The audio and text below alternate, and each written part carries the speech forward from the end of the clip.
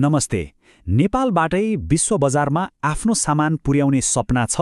पक्कै पनि छ होला। यो यात्रा जति रोमाञ्चक छ, यसमा केही कानुनी प्रक्रियाहरू पनि छन्।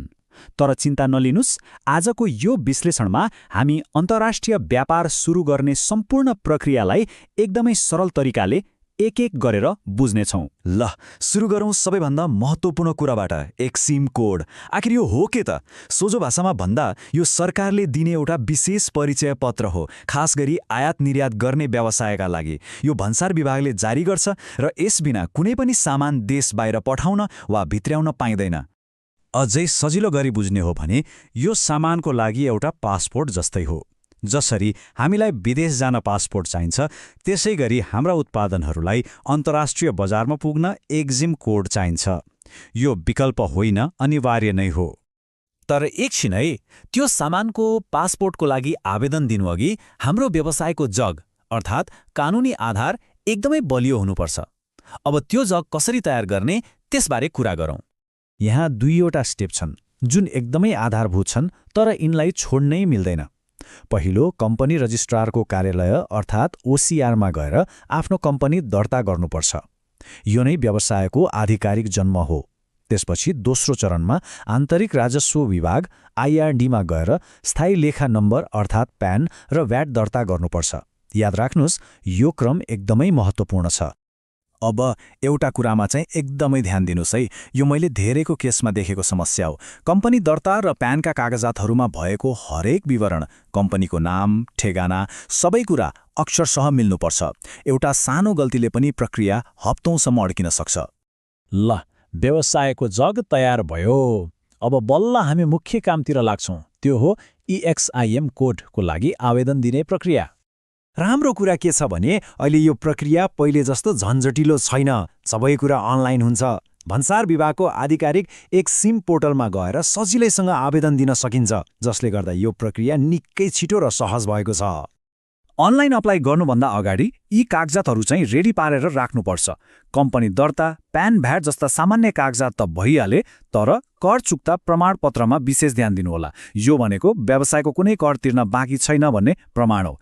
कहिलेकाहीँ यो लिन समय लाग्न सक्छ, त्यसैले यसलाई प्राथमिकतामा राख्नु नै बुद्धिमानी हुन्छ।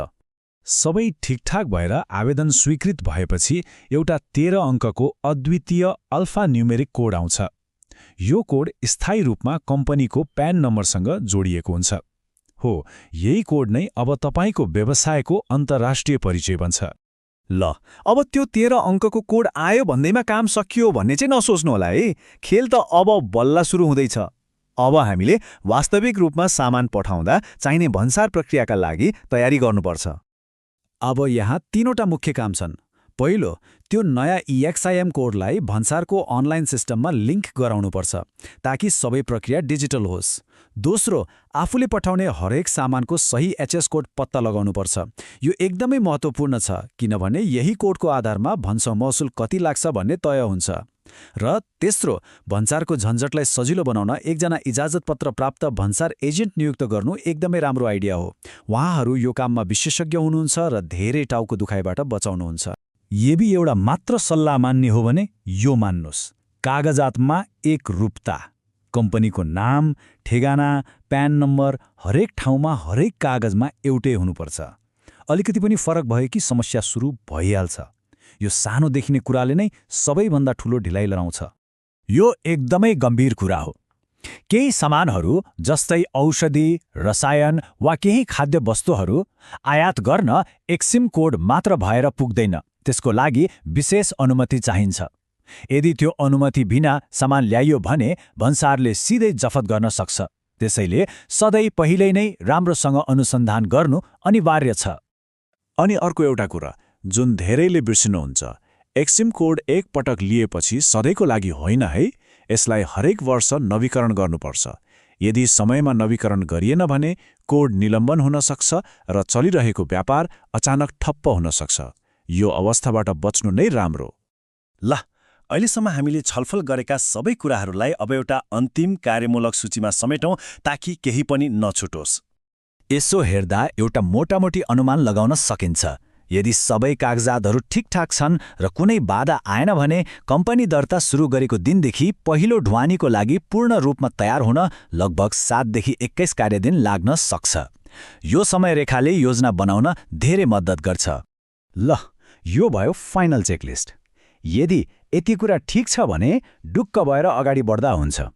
कम्पनीको प्रमाणपत्र, PAN VAT, Exim code, bank खाता, चाहिने अरू अनुमतिहरू, भन्सार एजेन्ट र एचएस कोडको सूची, यी सबै तयार छन् भने पहिलो अन्तर्राष्ट्रिय ढुवानी सफल हुने निश्चित छ। ल त, व्यवसायको पासपोर्टमा छाप लागिसक्यो। अब प्रश्न यो छ कि पहिलो उडान कहाँको लागि? नेपाली उत्पादनलाई विश्वको कुन कुनामा पहिले पुर्याउने? अवसरहरू अनन्त छन्। यात्रा अब सुरु भयो।